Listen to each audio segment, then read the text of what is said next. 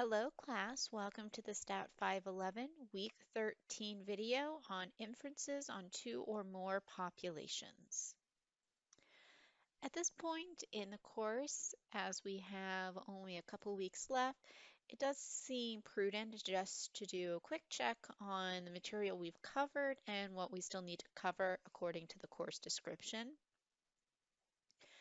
And so in our course description, I've listed the material that we needed to cover and the material we still have yet to cover. And so we've covered statistical models, distributions, probability, random variables, test of a hypothesis, confidence intervals, and F and chi-square distributions. What we still need to cover is analysis of variance and multiple comparisons. That will be covered in this video and the next video. That material is for chapter 6. And then in the last week, we're going to cover regression and correlation. It might seem odd to do two topics in one week, particularly when it's the last week, but there is a strong relationship when we're doing the regression and correlation. And a lot of this material in chapter 7 is familiar to you, as it is material that you chiefly learned when you were in junior high and high school. So now that we've taken just a quick look on where we've been and where we're going, we can actually start taking a look at our ANOVA introduction and our looking at multiple comparisons. So for this video, we're going to have four main objectives. First, we're going to be making comparisons with multiple populations. Second, we're going to talk about notation and definitions when doing multiple comparisons. Then we're going to look at a heuristic justification for ANOVA. And then finally, we're going to take a look at the linear model for ANOVA. So let's begin with our first objective. So for us, we're now going to take a lot of the methods we used in chapter 4 and chapter 5 to make inferences, and we're going to extend them for making inferences when we have two or more populations, excuse me. Um, at this level, when we start looking at two or more populations, we generally focus on just looking at the situation with means. Looking at the situation with proportions is something that is beyond the scope of this course. Unfortunately for us, the two-sample t-test has reached its limit with the two independent samples and inferences on mu1 minus mu2. And what do I mean that it has reached its limit? Well, we may recall that when we're conducting a confidence interval for the difference between two means, we state that we are some percent confident that the true difference is between X and Y. Well, when we have more than two populations, we are in the situation where we'd be creating multiple confidence intervals for multiple differences.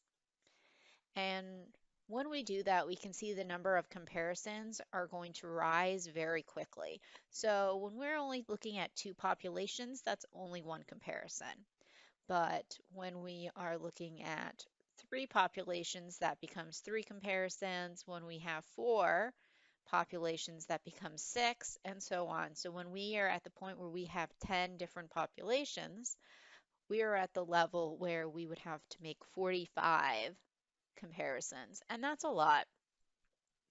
And to be honest, our time is valuable, and I personally am not in the place where if I'm dealing with 10 populations, I want to make 45 paired t-test, or not paired t-test, independent t-test and 45 confidence intervals. That seems to be, well, like I said, it takes a lot of time. Also, it seems like a really good way to make a mistake when you're doing 45 calculations. Also, the issue with this is that we may be constructing multiple confidence intervals, but that level of confidence for the analysis as a whole is not going to be equivalent to each individual confidence interval. So what do I mean by this exactly? So suppose we're interested in comparing 5 populations. This would imply, per the previous slide, we need to create 10 comparisons. Well, that probability of making 10 95% confidence intervals work isn't going to be a whole, all those 10 comparisons together are not going to have a 95% confidence interval of being successful. What it is if we're trying to find the probability of 10 95% confidence intervals working, that's really the probability of one 95% confidence interval working, which is the 95%, but it is raised to the 10th power for the 10 intervals. And so what happens as its confidence has an exponential relationship, we can see that if we are creating 10 95% confidence intervals, the probability that all 10 are working, that they capture the true difference in all of the situations is only at 60%. And 60% is not something that we would consider a high percentage here. We don't want if our estimates to only be 60% effective. So what are we going to do now? Well, instead we now focus on comparing variances between and within our independent samples. This method is called analysis of a variance, or ANOVA. This is something you've probably heard before in your other classes. If not, it is something that you will definitely hear moving forward. I do want to make a special note here. I did say that we are going to be comparing between and within independent samples. There are methods for comparing dependent samples that involve two or more means. This is covered in chapters 9 and 10 of our textbook, and it is beyond the scope of this course, so we're not actually going to focus on that. For the next 2 weeks, we are going to be focusing on our ANOVA and comparing between and with independent samples. And so at this point, okay, why ANOVA? It may seem kind of counterintuitive if we're trying to analyze variances when we're really interested in comparing means. So let's, over the next several slides, let's take a look at an example and talk about why this is actually a really smart idea. So for us, we're going to use this two sets of data. So we've got two populations, set 1 and set 2, and we took 3 samples within each of our sets. Now, a couple things we may notice looking at these two sets. One, we can notice that the sample means for each corresponding sample is equivalent. So that is the sample 1 mean and in set 1 and the sample 1 mean in set 2 are equivalent, and so forth.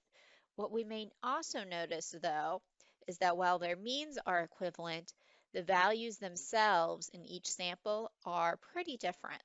So in sample 1, we have values that range from 5.7 to 6.3. But in sample 1 from set 2, we have values that range from 3 to 9.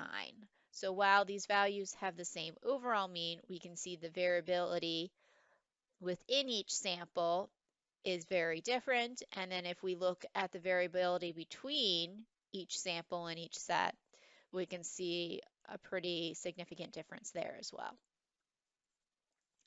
And to take a look at this visually, let's take a look at their box and whisker plots. And we can see that set 1 has a much smaller variability in each of their samples and compared to set 2. Also, when we just compare sample to sample, we can see that in set 1 there's no real overlap, where we do experience some overlap in our data in set 2. And this visual is kind of a nice idea as we move forward to understand why we don't just pay attention to the means when we are comparing from multiple populations. We start looking at our variances. And so now this might beg your question of what exactly is ANOVA? I mentioned that it is comparing variances within and between samples, But what is it exactly? Well, if we recall our hypothesis test for two variances, we used the test statistic of F equaled S1 squared over S2 squared, where S1 squared was the sample variance from sample 1, and S2 squared was the sample variance from sample 2. In ANOVA, we actually are essentially just performing an F-test for two variances. Our numerator of our test statistic is going to be the measure of spread between each of the samples, and our denominator of our test statistic will measure the spread within each of our samples. And so that's really what we're building to, and something to keep focused as we're moving forward. ANOVA is really essentially an F-test, but we do have to build these statistics, which can take a little bit of time and are going to be the focus of a good portion of this lecture today, is building these two estimates of variance. And so what are the benefits of ANOVA as opposed to just performing a bunch of t-tests? Because we've already established that yes, the confidence interval goes down, but why is this really better? Well, so for one thing, this methodology is applicable to both observational studies and design experiments. And when we are performing ANOVA for simply two populations, it is actually equivalent to performing a pooled two-sample t-test with a two-sided alternative. And the reason for this is that the critical value, T alpha over 2, if we square that value, it is actually equivalent to the F critical value with degrees of freedom 1 comma T, or excuse me, 1 comma V, when we have our degrees of freedom equal to V. And so that is actually pretty nice. This is something that is definitely going to come up later, how the two-sided t-test is equivalent to a one-way ANOVA. So before we go any further into building these two estimates for our variances between and within groups, we do need to talk about some notation and definitions for ANOVA. At this stage, we are getting to more complicated data sets, and so we need to have a uniform method of notation and definitions.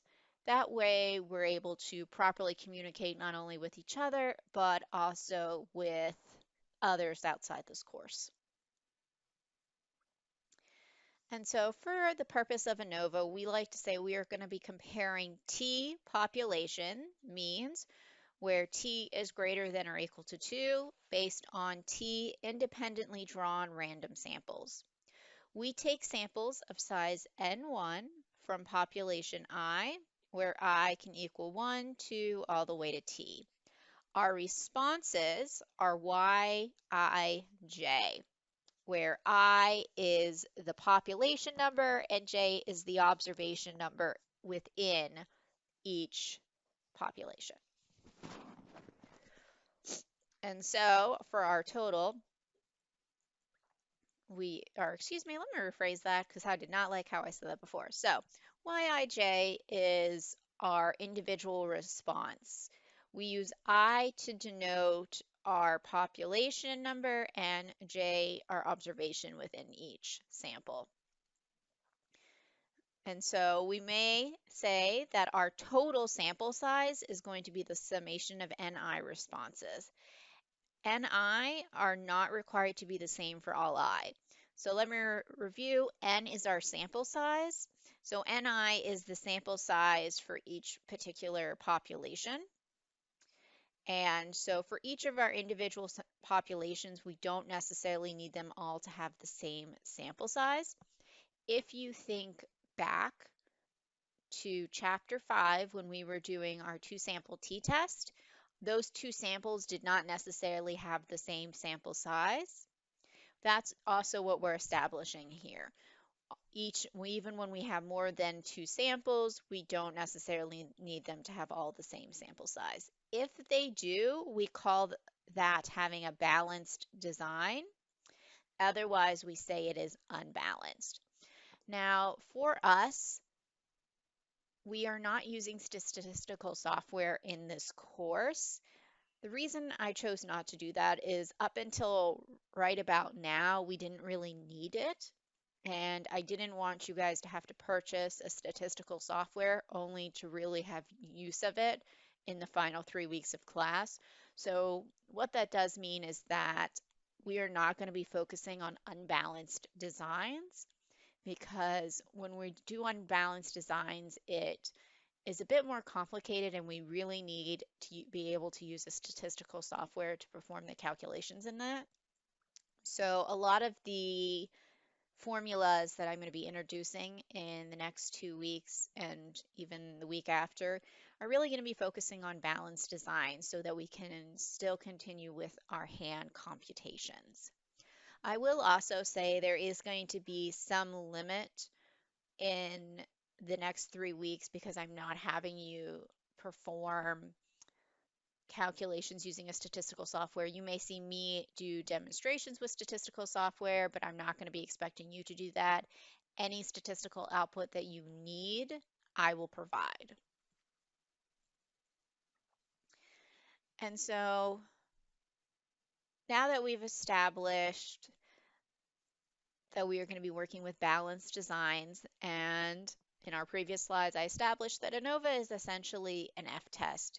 As we know, F-tests do all start with our step one, which is constructing a hypothesis. So for us, what is our hypothesis of interest? So we let mu I equal the population mean of the ith population. The hypothesis of interest for us are going to be our null hypothesis, where mu1 equals mu2, which equals dot, dot, dot, which equals mu t. So we're essentially saying all of our populations of interest have equivalent means. Our alternative hypothesis will be that at least one mu I is not equivalent to the others. So at least one population mean from one of the populations is not equivalent to the other. One very important note, and this is something that people make a mistake of pretty commonly, the alternative hypothesis is not mu1 does not equal mu2, does not equal dot, dot, dot, does not equal mu t. That is saying that all of the population means are not equivalent to each other. And that's not what we're trying to establish in this case. All we're saying is that at least one is not equivalent to the others. And so that is an important distinction to make. And please make a note of it in your notes so you do not make this error. This is something that I see pretty frequently in my other classes, and I would like you not to fall into that trap. All right, so as I said, this part of our lecture note is focusing on notations and definitions. And so one thing we do need to understand about the formatting for the data sets when we're dealing with multiple populations. We tend to represent each row in a data set to be equivalent to one population. And we do sometimes use different terms for population, such as treatments or factor levels. In general, if we're looking at situations like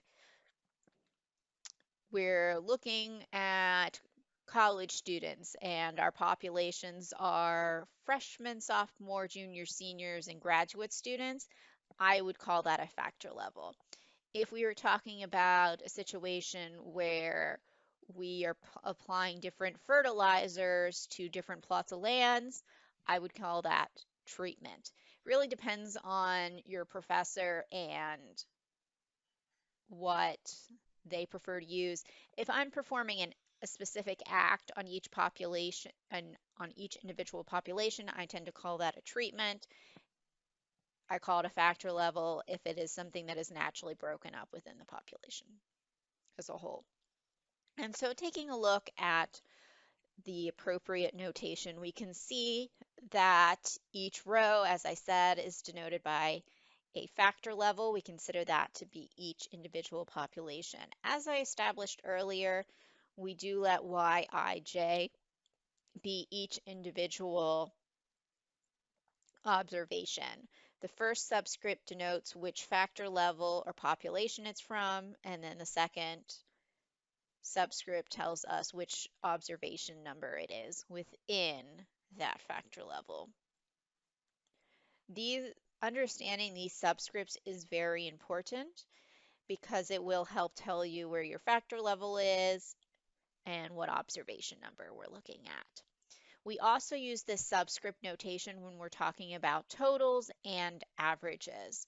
So when we're talking about totals in one-way ANOVA, we represent that with a capital letter. And then the first subscript is the factor level for that total. So capital Y1 is the total for factor level 1. Notice beside it we have a dot or a period, and what that period or dot represents is that it is all the observations in that factor level. So when you see the dot, know that it applies to all observations in that level. And which is why the grand total is capital Y dot dot. The first dot implies we have all factor levels. The second dot implies we have all observations within that factor level. For means, we still use a lowercase value, in this case lowercase y, with a bar over it, and then the subscript, same thing. First subscript denotes the factor level, and the second subscript, which is a dot, says that it's all the observations within that factor level. The third column, or excuse me, our last column is something called the sum of squares. You have seen this in your readings before, but I haven't really directly talked about it in our lectures. This is something I'm going to get into rather in-depthly in the following slides. But at this point, for understanding the notation, sum of squares is denoted with two capital letter S's and then a subscript which denotes the factor level it's from. And for the overall factor level, it's SS subscript P.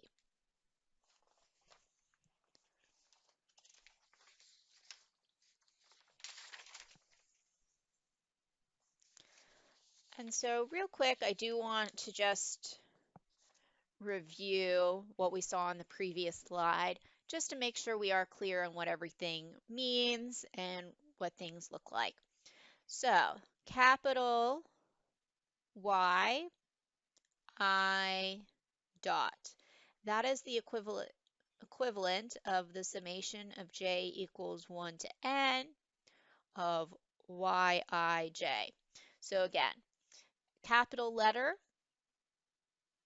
Y implies it is the total. The first subscript tells us which factor level. The dot says it's all observations in that factor level. So it's everything added together. And again, this is our factor level total. Next, taking a look at our sample mean, or rather our factor level mean, lowercase y with a bar. First subscript denotes our factor level. Second is our dot saying it's all of our observations. And what we can do is we take the factor level total that we just established and divide it by our sample size for that factor level. And yes, we do know that this is also technically then equivalent to the summation of j equals 1 to n of Yij over Ni. And again, this is our factor level mean. Now looking at our overall or grand total and mean, our overall total, capital Y dot dot, and that's going to be the summation of I equals 1 to T of capital Y I dot, and again, that is our overall total. And then our overall mean which you'll sometimes hear me say grand mean, lowercase y, bar over the top, dot, dot, and that is capital Y, dot, dot, over n times t, assuming that this is a balanced design.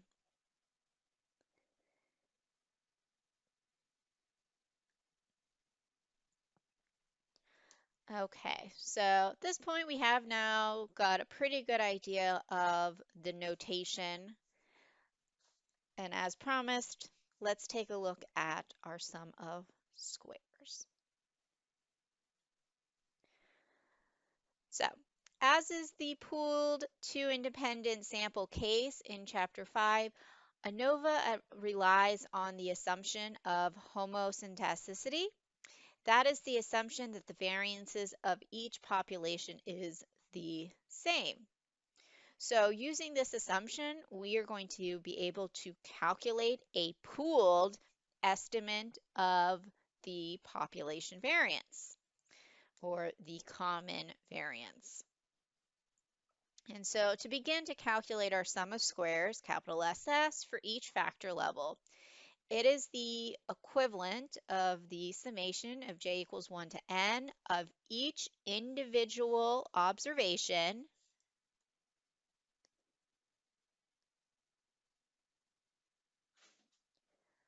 minus its factor level mean.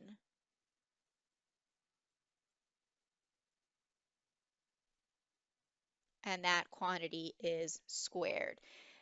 The idea of these two terms being subtracted and squared is where this sum of squares comes in, because we have differences that we square and then we add them together, so sum of squares.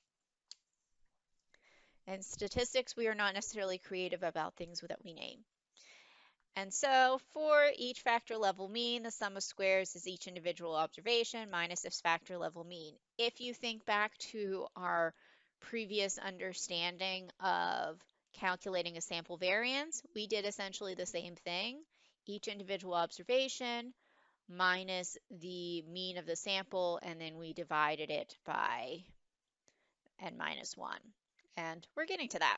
So right now, as I established one more time, just to repeat myself, our sum of squares for each factor level is the summation of j equals 1 to n of each individual observation minus its factor level mean, quantity squared, for I equal 1 to all the way to t. And remember, I is each individual population, j is the observation within each population.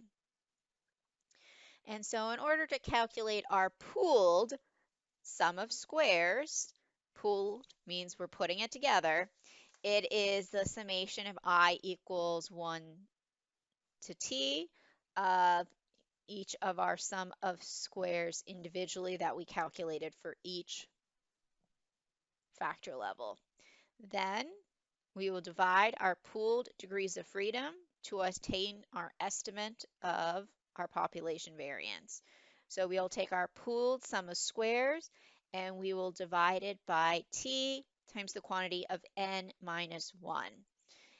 If you think back to our sample variance formula, it was the summation of yi minus the sample mean divided by n minus 1. We've really just extended this because now we have individual populations. So we're doing this for each population, and there are t populations. So if we think about this logically, this formula actually does make a lot of sense, and it is a nice extension of things we've already learned previously. And so, as I keep reminding you, because I do understand that the concept of ANOVA is very complicated, we are essentially performing an overall F-test. one that compares within and between variances. We have just now established one of those variance estimates, and it is our pooled estimate. And so the pooled variance estimate on the previous slide is equivalent to that pooled variance estimate that you used in your pooled two independent sample t-test if we had two populations. It does end up being equivalent. And also, just in case we have this opportunity, there is another equivalent formula, which is based on what I established on the previous slide, which I see I erased. If we have the sample variance for each of our populations or factor levels, we can just use those to calculate our pooled variance. It'd be 1 over t multiplied by the summation of I equals 1 to t of each sample variance, which I kind of established earlier when I was talking about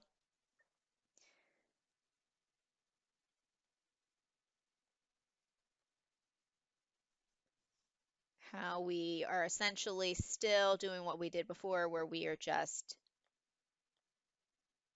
taking each individual observation, subtracting it from its average, in this case, average factor level, squaring it, and putting it all together.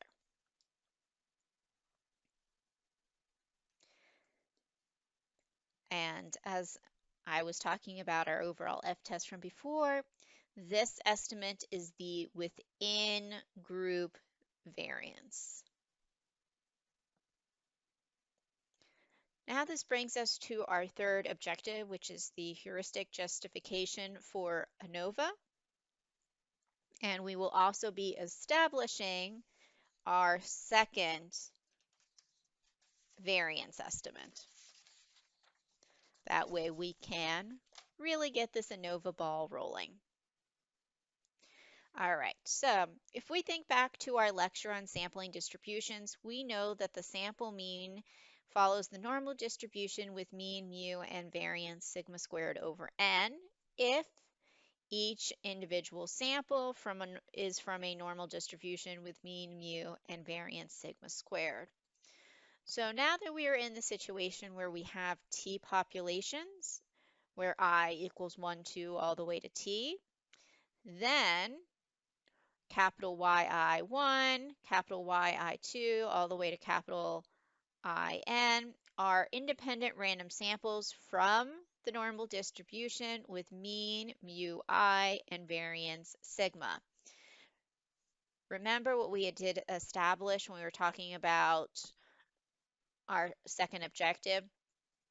Each of our samples, our factor levels, our populations, whichever synonym you prefer, they're going to have their own individual mean, which we're going to say as mu I in this sense. But we did establish that we have the assumption of homosyntesticity, which means that we have to have equivalent variances. And so what's going to happen at this point is that this will yield t corresponding sampling distributions, where we have each of our means, our independent normal with mean mu I, and our variance sigma squared over n.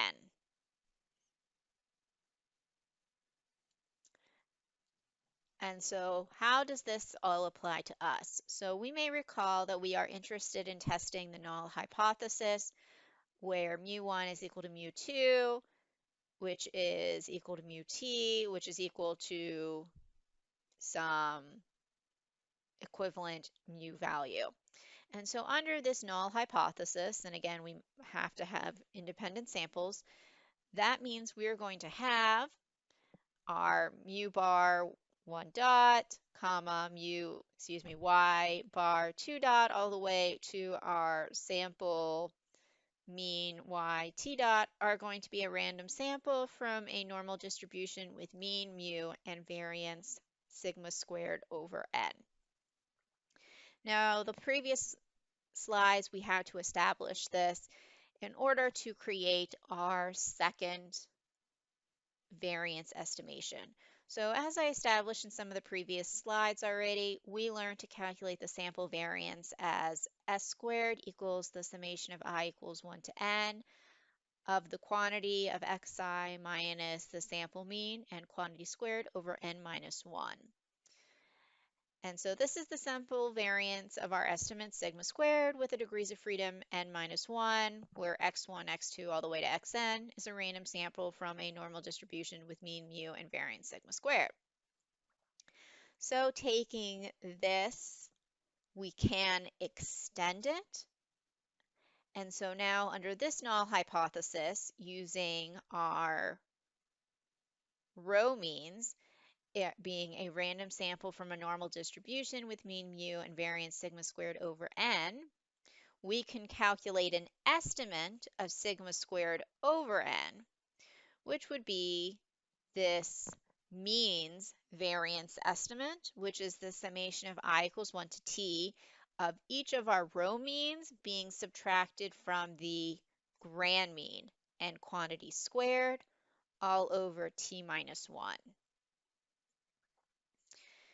And so, therefore, n, our sample size for each individual population, times our means variance estimate is going to be an estimate of the population population variance that has degrees of freedom t minus 1. This is an estimate that will measure our between group variance. And so now trying to put this together, we have these two estimates of sigma squared, which I established ANOVA is essentially an F-test. And we needed, for an F-test, we need two sample variance estimates. We now have that. Let's take a look at them together side by side. So for our pooled estimate, essentially we're taking each individual observation and subtracting it from the rho means. For our means estimate, we take each rho mean and subtract it from the grand mean. And so I do want to establish that to try to help keep that straight. So again, for our pooled estimate, it's each individual observation minus its rho mean. And we do that for the entire data set. And then we subtract or divide that by t times the quantity of n minus 1. For our means variance estimate, it is the rho mean subtracted from the grand mean.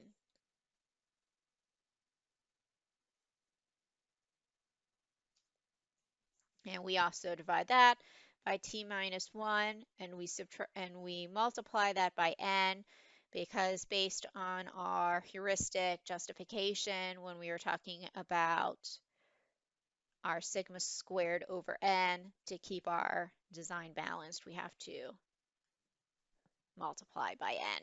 So to take a quick look at this visually, what we are essentially trying to do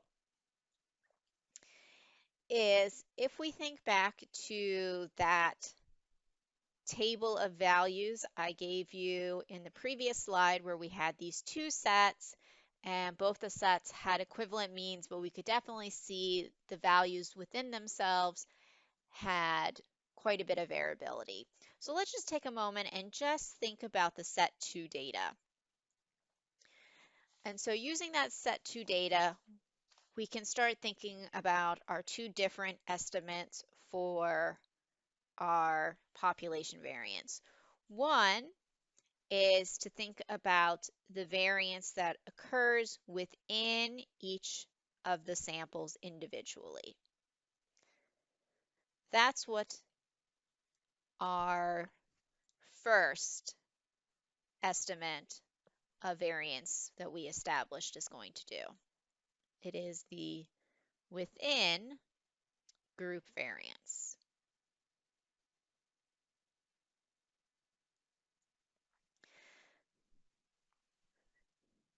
Our second estimate combines all the data together, but it takes special attention to our row and overall means, and it looks at the variability that occurs between each of these groups. And I apologize, I tried to estimate approximately where our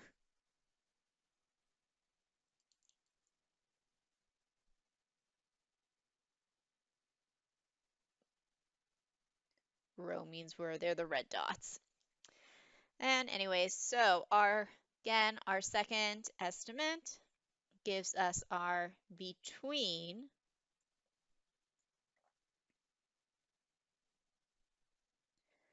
group variance. And so now that we have our two estimators, couple things that we now need to establish so we can put it together for our F-test. One is that these two estimates can be shown to be independent. And since we have two independent estimates of our common variance, sigma squared, we can use the F distribution to compare the ratio of these two estimates. So drum roll, metaphorically, for our hypothesis test that we established the null hypothesis of being mu1 equals mu2 dot dot dot equal to mu t, where the alternative is at least one mu I is not equal to the others, we now have it with the test statistic of F equals n multiplied by our means variance over our pooled variance. And we can compare this to the F distribution with degrees of freedom t minus 1, comma t times n minus 1. And something to be aware of is that the numerator of our test statistic is an estimate of the population variance if and only if our null hypothesis is true, or rather, we can't prove it's false. And so when the null hypothesis is not true, the test statistic F will be larger than expected, and we'll be able to reject the null hypothesis more easily. And so our rejection region is going to be that we will reject the null hypothesis if F is greater than F alpha with degrees of freedom t minus 1, comma t times n minus 1. Otherwise, we will fail to reject the null hypothesis. Now, at this point, you may be asking yourself, okay, so what exactly is that establishing? So think back to what our whole goal of this was. When we are looking at our two sample case, when we're looking at our two means, we were trying to establish if there was a significant difference between the two population means. One of the examples we did was with IQ scores in males and females. This is still what we're trying to establish with this overall F-test, only we are trying to establish it with multiple populations. We're trying to establish, is there a significant difference in each of the averages of these multiple groups? One more time, we're trying to establish if there is a significant difference between each of these groups. If there is, we will be able to reject the null hypothesis. If there is not a significant difference between the groups, then we will fail to reject the null hypothesis. And so taking a quick look at the example, we are going to use that data from table 6.2 that I introduced to you at the beginning of this lecture. And so if we took the time to calculate the means variance estimate and the pool variance estimate for set 1, we would get the means variance estimate to be 101.67, and for set 2, 101.67. This is expected because if we recall, they had the same row means.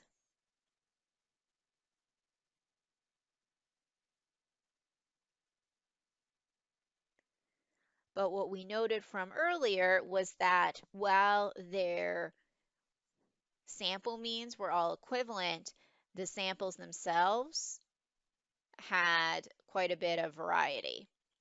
And that is where our pooled variance estimate comes in.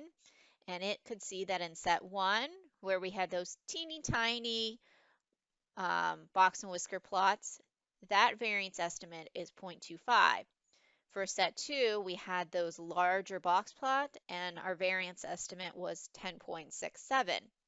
So if we simply divide, we get F statistics for set 1 of 406.67, and for set 2, 9.53.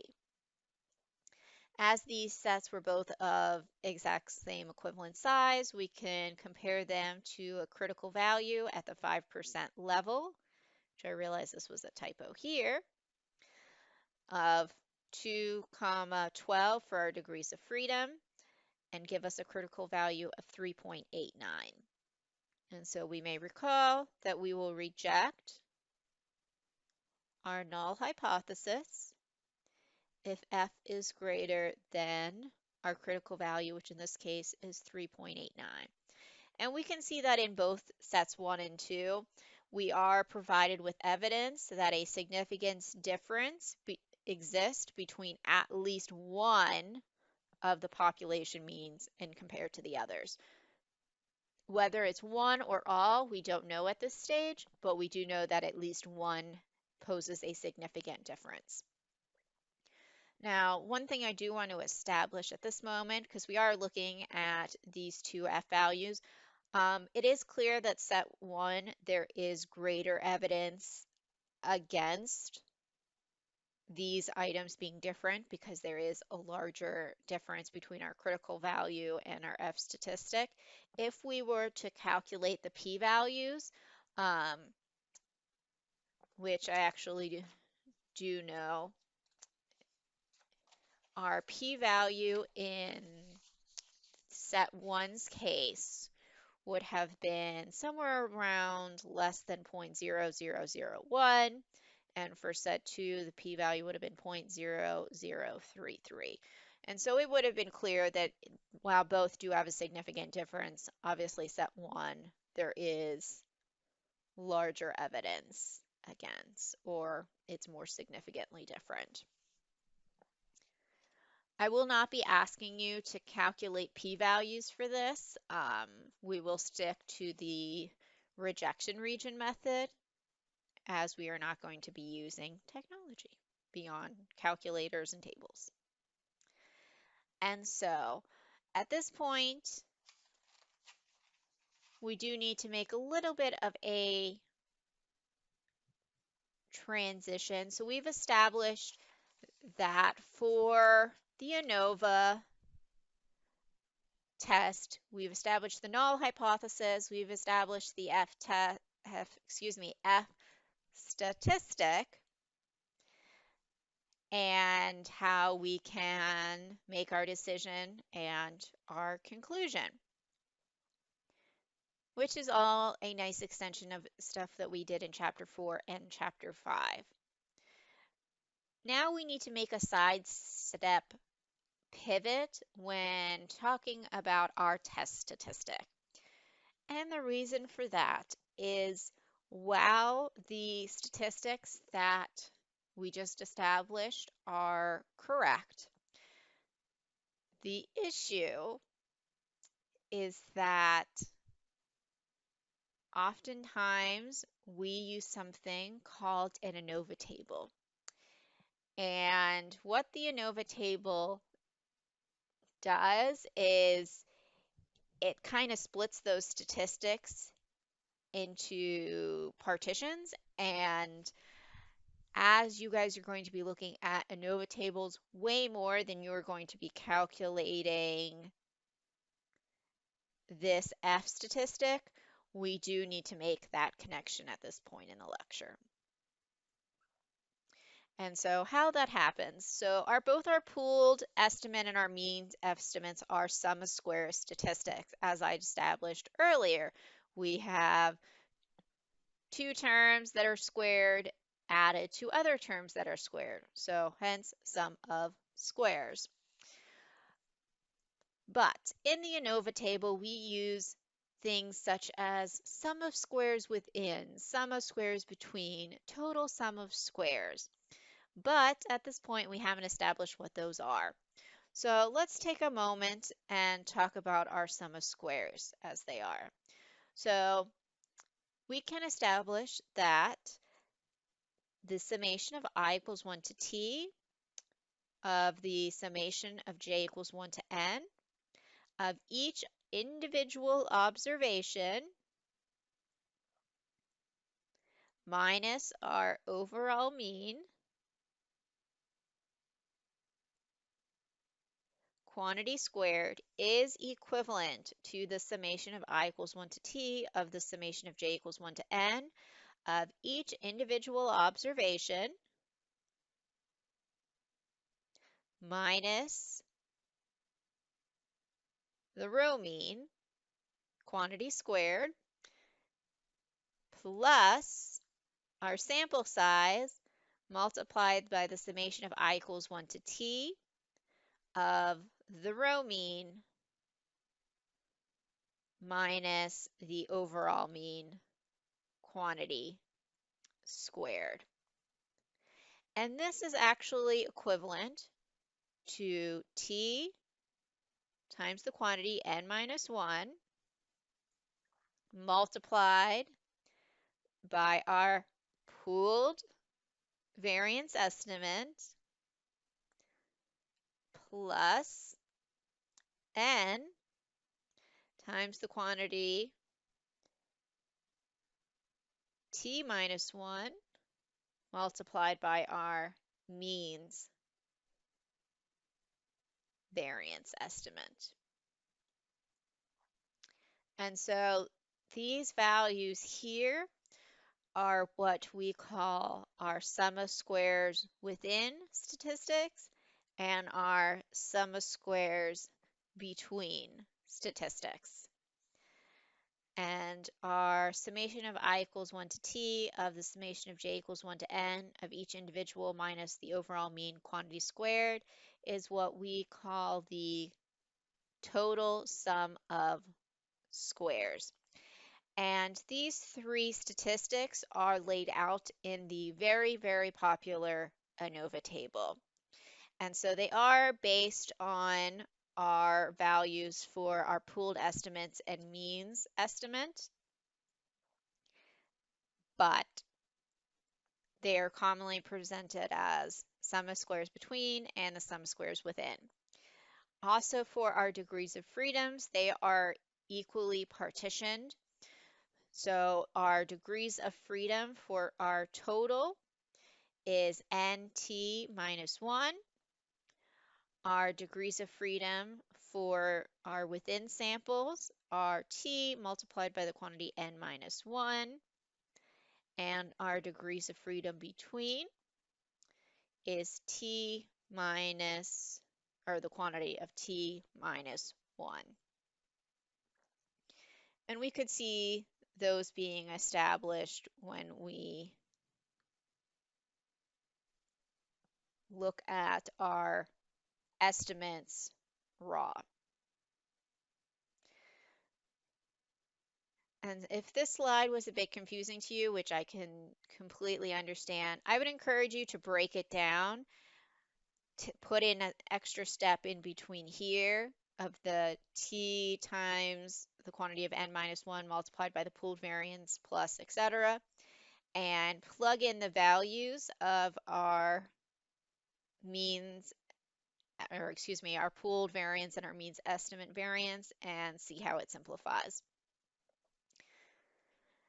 And so finally, now that I've built up to it, talking about our ANOVA table. So the sum of squares are conveniently summarized in a table called the ANOVA table.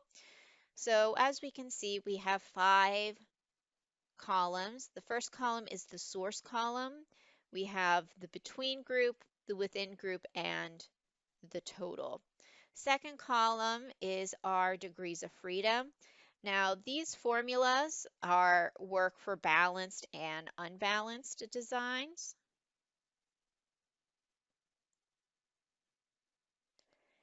The formulas I gave you on the previous slides work only if we are dealing with a balanced design. So the degrees of freedom between is t minus 1. Degrees of freedom within is t times the quantity of n minus 1. And the degrees of freedom total is n times t minus 1. Our second column is our sum of squares, which we talked about 2 slides previously. We have our sum of squares between, our sum of squares within, and our total sum of squares. Then we create our mean squared column. So SS, sum of squares. MS is mean square. And for our mean squared column, we divide our sum of squares by their degrees of freedom. So MSB, or mean squared between, is our sum of squares between divided by the degrees of freedom for between. And our MSW, or mean squared within, is equal to SSW divided by, assuming we're using a balanced design, t times the quantity n minus 1.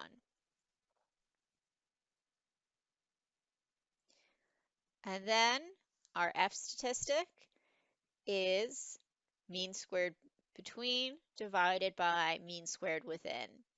And if we were to work this all out, this F statistic is still equivalent from the one on our previous slide. It is just a different way of going about calculating the same statistic. It was logical to make the extensions on the previous slide of how these values are created, but it is also important to understand how, when you're dealing with statistical output, which the majority of you are going to be, you are going to be seeing it in the form of the ANOVA table. And so it is important to have the theoretical background of how these values were created and the knowledge of how to interpret it practically. All right, so this brings us to our fourth and final objective, which is the fixed effects ANOVA model. And it is sometimes referred to as a linear model because of its shape. And I will say that this last objective tries to put together everything we've just established and to help synthesize your understanding of it. Because again, I do understand that this is a lot and can be very confusing. So I do want to establish what is the overall process for performing an ANOVA test, or really to completely analyze a data set would probably be a better term. So the first thing you should always do is to check your assumptions to make sure that you have that equal variance assumption and some independent samples and some other assumptions we'll establish on in the next lecture. Next, we're going to construct something called the ANOVA model, which is yij equals mu plus tau I plus epsilon ij. That's what we're going to be doing in this objective. We're going to establish about the ANOVA model. Our third step when we're doing an ANOVA process is to conduct our overall F-test using the ANOVA table. This is what we've just finished doing.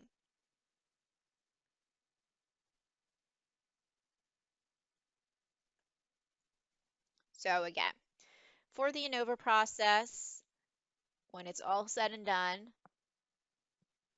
after we've gone through this entire chapter, first thing, check your assumptions. Second thing, you're going to construct your model, which is essentially something that's going to define each of your terms and help you to understand the problem.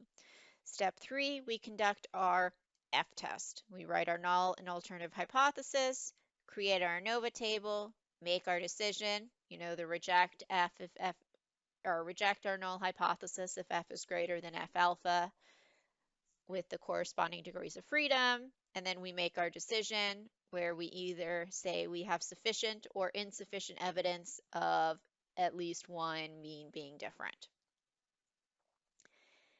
If we fail to reject the null hypothesis in step 3, that's the end of it. We're finished. If we are not able to establish that there is significant difference between our various means, then we don't really need to continue.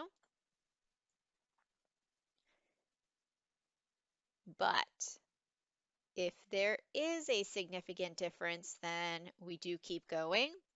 And this is something that we will talk about in our next lecture, which is we take it a step further with pre-planned comparisons and post hoc comparisons.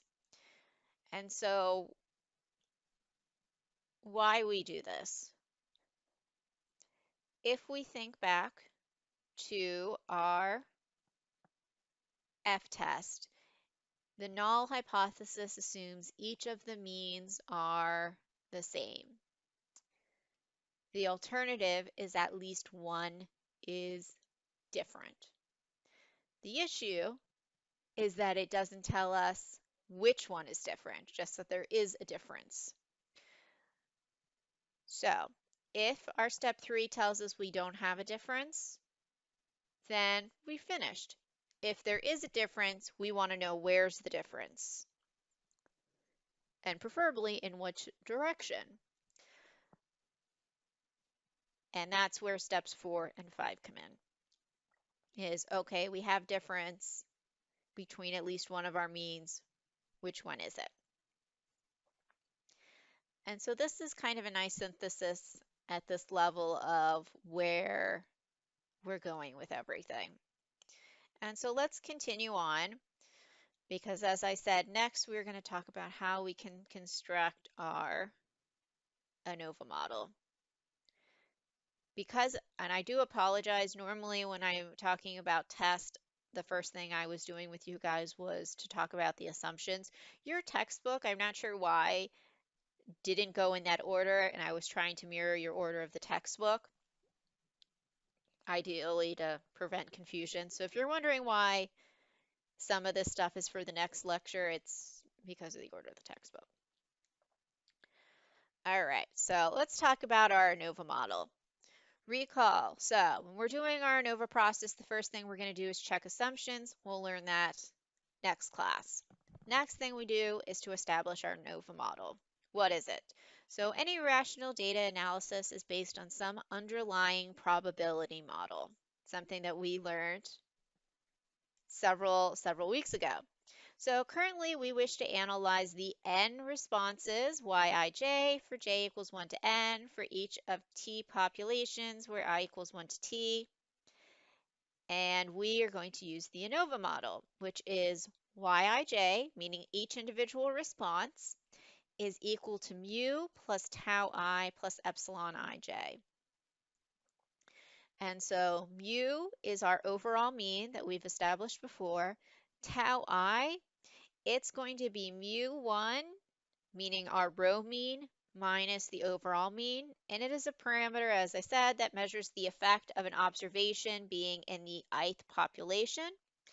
And epsilon ij is our observation error, and it is from a random sample of size nt from a normal distribution with mean, mu, and variance sigma squared.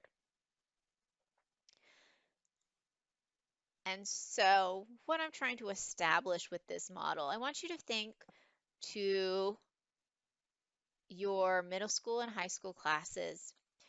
You learned about how to draw an equation for a line that y equals mx plus b.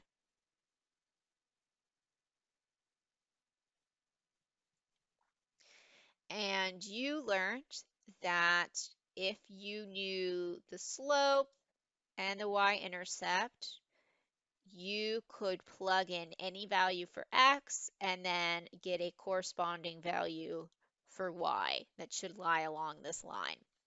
That's essentially what this ANOVA model is trying to establish, is if we have knowledge of our overall mean,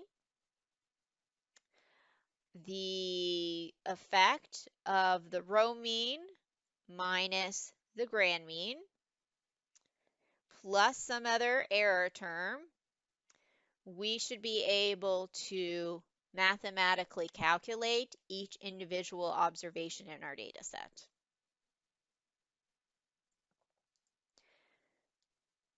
And so what I'm going to be asking for you guys is to be able to construct your ANOVA model. It is a really good way of really understanding the problem. And again, it is proper to establish your underlying probability model. And so let's do a quick example with this. Suppose we are interested in the mean amount of debt for graduating students at WVU, The Ohio State University, and Penn State University. We've sampled 50 graduating seniors from each school to make inference about the amount of debt incurred at these state universities. So let's, in this specific context, construct our ANOVA model. So the beginning part is consistent. It is Yij equals to mu plus tau I plus epsilon ij, where I is going to be 1, 2, 3. It is our 3 schools or our 3 populations of interest. And J is 1, 2, 3, all the way to 50. And it is the individual student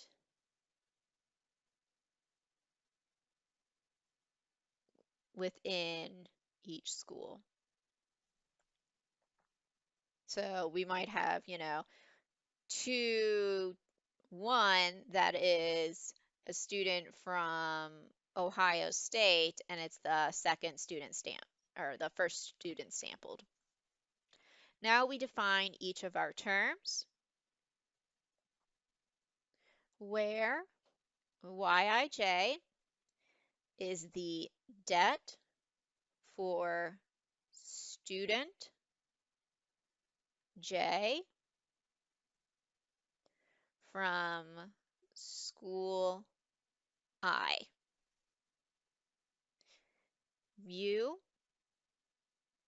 is the overall mean debt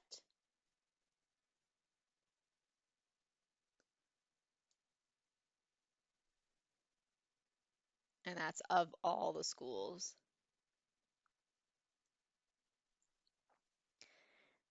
Tau I is school I's mean debt minus that overall mean debt, mu. And epsilon ij is the observation errors for student J from school I, which are a random sample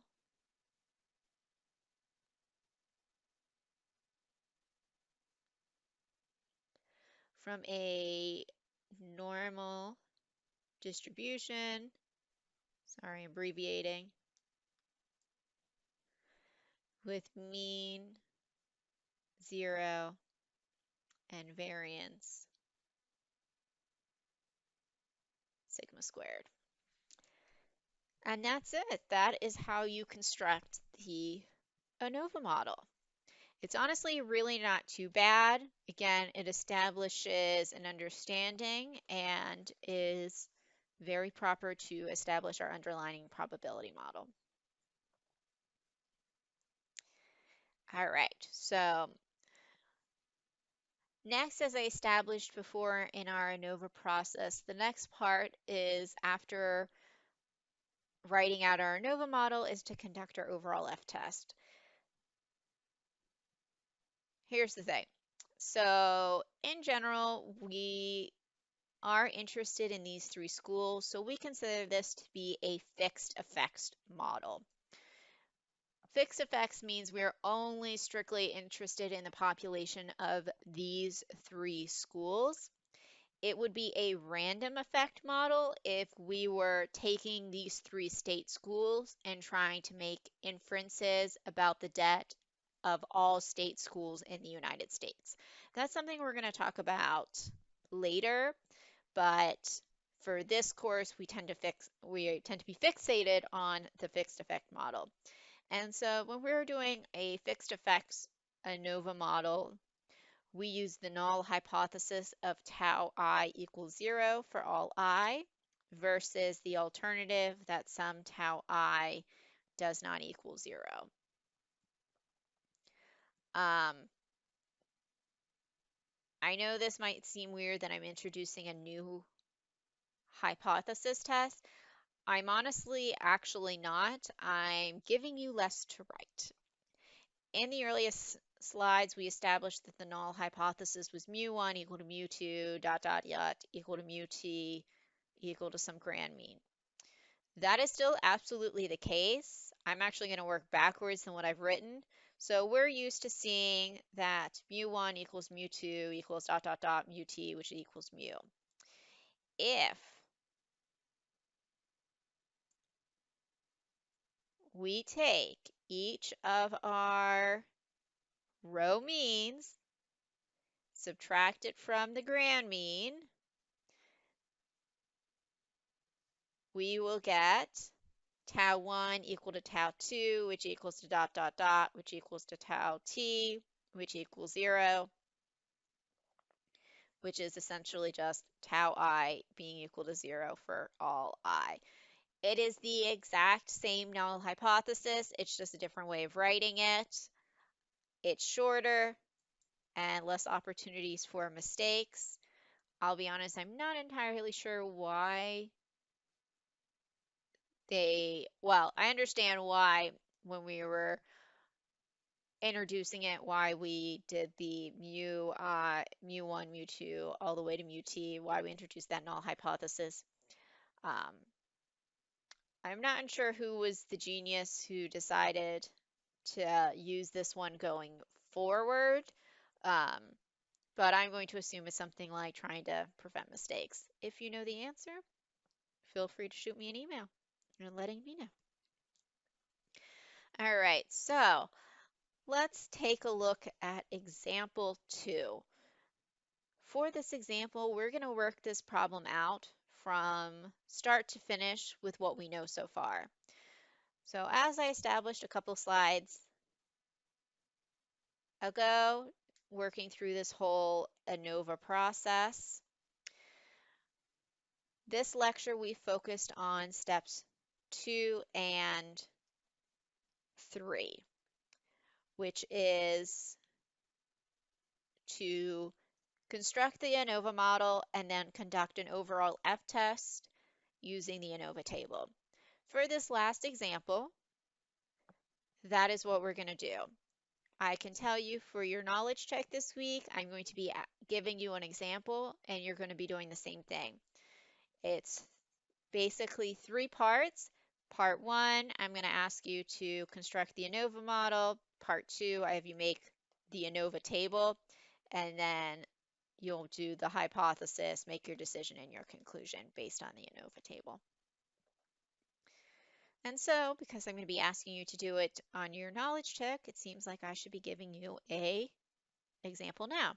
So let's suppose there are 3 sets of 5 mice that are randomly selected to be placed in a standard maze with different colored doors. The response is the time required to complete the maze. And this is an example from your book, and it is table 6.29. And so we can see we have 3 colors doors, red, green, and black. And we can see the time that each mouse took to complete our maze. Just taking a look at the data because we really should, it does seem that mice who went through the black door seem to go faster. The red door, they went a little bit slower. I have no idea if that would be a significant difference. That's something we can figure out later. But it definitely seems mice who went through the green door performed slower than those who went through the red and black doors. So if I were to guess just looking at this data right now, I would probably expect there to be a significant difference at, between these means, or at least between one of them. Just looking at the times for green and compared to black, that I don't even see where any of the time values have any sort of overlap. So I'm going to go and make an educated guess that we're probably going to see a significant relationship here. And that's something that as statisticians you should do. You should definitely look at your data raw and just to have an idea of what you're looking at, what you should expect. We don't want to have data or results that are unreasonable. And so one way to make sure we didn't make any errors in our calculations is to look at our raw data and see what we're expecting. And if we get results that are way off from what we expected, we should definitely check to make sure there wasn't some sort of error made. Could be a typo either in the data itself or on our end. All right, so the first thing we're going to do is to state the fixed effects ANOVA model to be used. And so to begin, as always, we should write out that we have Yij equals to mu plus tau I plus epsilon ij. For I equal to 1, 2, 3, this is our door color. And j equal to 1, 2, 3, 4, 5. And that's the mouse per color. And now to define each term, where Yij is the time for mouse j to complete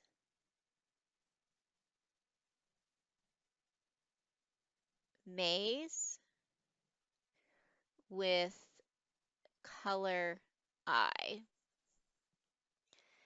And mu is our overall mean completion time. Tau I is the color I mean time minus mu. And epsilon ij is our observation errors for mouse j from expected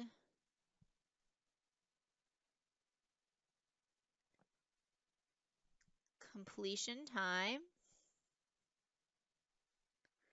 with color I, which is from a random sample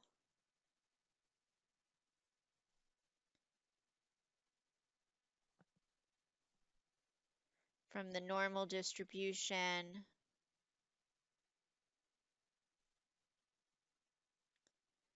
with mean 0 and variance sigma squared. All right, excellent. So we've now established our probability model.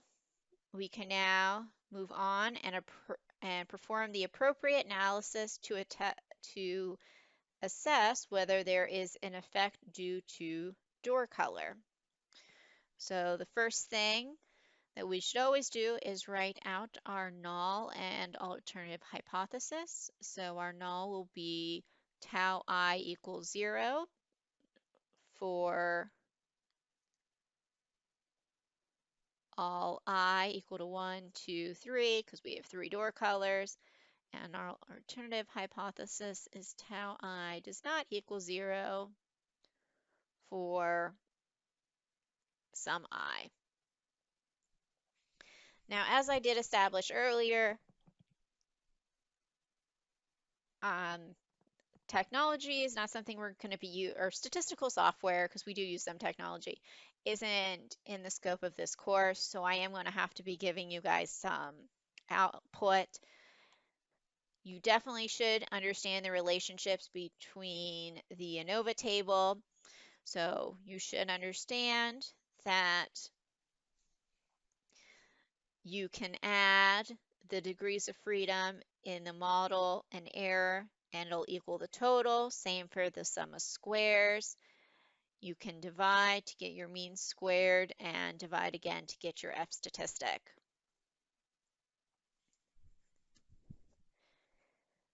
And so per our ANOVA table, we are given that our critical value is 20, or critical value, excuse me, our F statistic is 20.0142. And we have degrees of freedom 2, 12. Now the ANOVA table I gave you did provide a p-value. So in this case, we can say, since our p-value is 0.002, which is less than alpha, which we can assume is at the 0.05 level, then we can reject the null hypothesis. If I give you output that has the p-value included, you are welcome to use it, but otherwise we should be using the critical region method. And so our F alpha we can establish. So if I exit out of here, I can pull up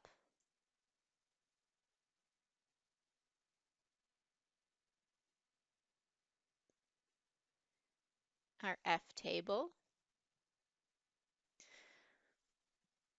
So we're looking for 0.05.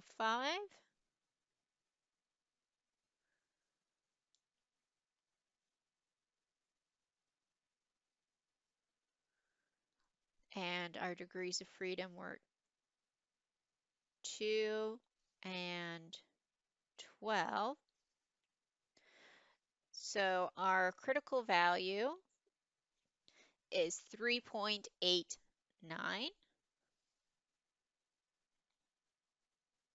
Oops, sorry, nope. Oh no, wait, that is 2. Sorry, for a second I thought it was 3, but I checked my notes. 2, 12, so 3.89.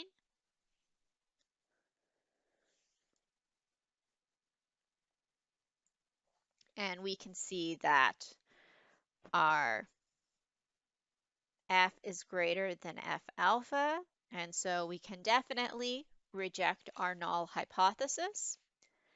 And so we can say that there is sufficient evidence to infer a door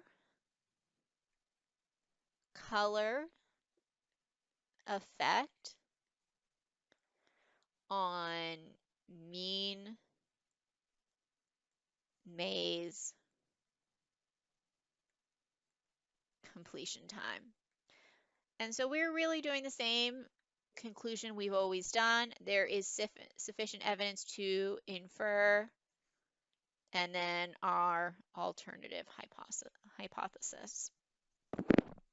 And so because we have a significant difference and we've determined that there is some sort of door color effect, we haven't, however, been able to establish which door color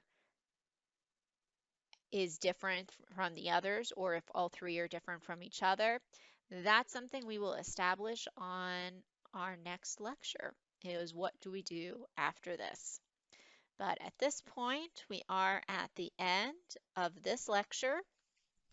I know it was a lot. So what else can you be doing for this week? Well, you should read Chapter 6, the first 3 sections, and complete the knowledge check. As I said before, your knowledge check is essentially doing exactly what we did in example 2. You're going to be writing out the ANOVA model. I'm going to give you a partially filled in ANOVA table, which you'll need to finish filling in and then perform an appropriate test. All right, so that brings us to the end of this lecture. If you have any questions, as always, please send me an email. Have a great night.